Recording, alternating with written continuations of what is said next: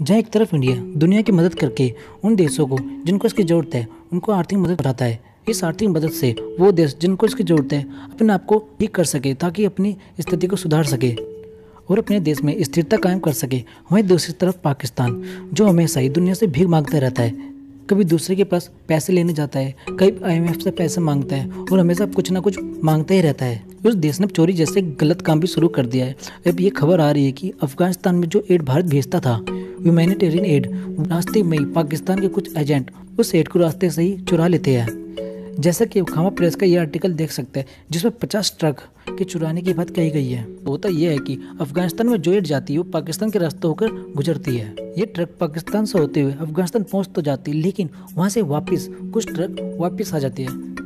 क्योंकि इन दोनों देशों में भ्रष्टाचार बहुत ज़्यादा है, इसलिए ऐसे चोरों को इतनी जल्दी पता नहीं चलता है, जिसका फायदा उठाकर ये बिचौलिए अपना काम कर जाते हैं। जैसे कि ये चोरी, क्योंकि ये ad Bharat free of cost दुनिया को प्रोवाइड करता है, चाहे वो अफगानिस्तान हो, श्रीलंका हो या फिर बहुत सारी अफ्रीकी कंट्रियां, जिसको फ्री ऑफ कॉस्ट भारत ये एड प्रोवाइड करता है बिना किसी कारण के और बिना किसी लालच के, सिर्फ और सिर्फ इंसानियत की खातिर।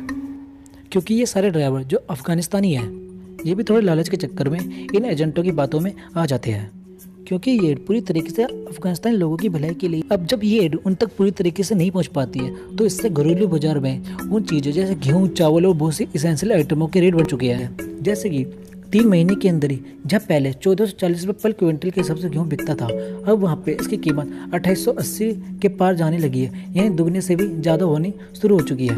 इसी तरीके से बहुत सारे उत्पाद जो आवश्यकता के हैं वो भी सब महंगे होने लगे हैं इन छोटे छोटे कामों के कारण।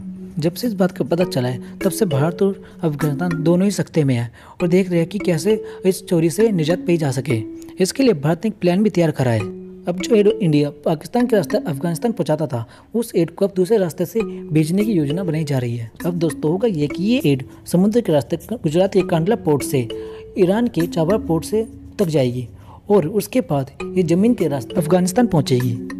क्योंकि अब जब ये एड पाकिस्तान से ना होकर के इंडिया और ईरान के बीच में से ही होकर गुजरेगी तो इसका सीधा अर्थ यह है कि अब सारा का सारा एड, जो भी हमारी वैक्सीन हो गई, वीट हो गया, वो भी बहुत सारी एसेंशियल आइटम है जो अफगानिस्तान के लिए ज़रूरत है, उन सबको सीधे डायरेक्ट पहुंच जाएगी और किसी भी तरीके की चोरी या फिर किसी भी तरह का नुकसान नहीं होगा। पिछले 1 हफ्ते पहले भारत के जो विदेश सचिव है वे अफगानिस्तान की यात्रा पर थे, जहां पर भारत द्वारा बन रहे प्रोजेक्टों को उन्होंने बारीकी से देखा।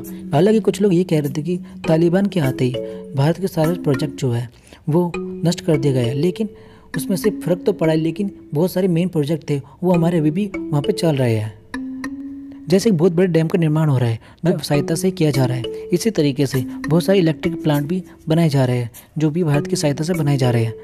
यही नहीं, भारत इन बड़े बड़े प्रोजेक्ट के अलावा भी बहुत सारे छोटे प्रोजेक्टों पे भी काम करता है।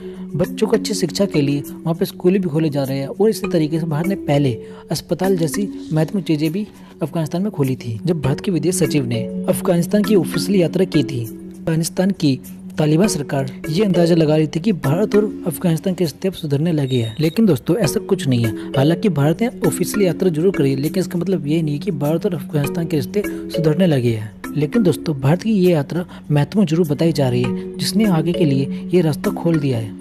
इस अफगानिस्तान यात्रा में भारत के विदेश सचिव ने ये कमिटमेंट भी किया था कि भारत अफगानिस्तान को ये एड नहीं रोकेगा और 50,000 मैट्रिक टन के गेहूं के एक्सपोर्ट का भी वादा किया था। वो 2015 में भारत के प्रधानमंत्री श्री नरेंद्र मोदी जी अफगानिस्तान की यात्रा में गए थे। इस यात्रा में भारत के प्रधानमंत्री और अफगानिस्तान के राष्ट्रपति ने मिलकर अफगानिस्तान के संसद का उद्घाटन करा था। जैसे कि दोस्तों इमेज में देख पा रहे हैं कि भारत के प्रधानमंत्री और अफगानिस्तान के राष्ट्रपति मिलकर एक पार्लियामेंट का उद्घाटन कर रहे हैं और इस पार्लियामेंट के निर्माण में भारत का पूरा योगदान था।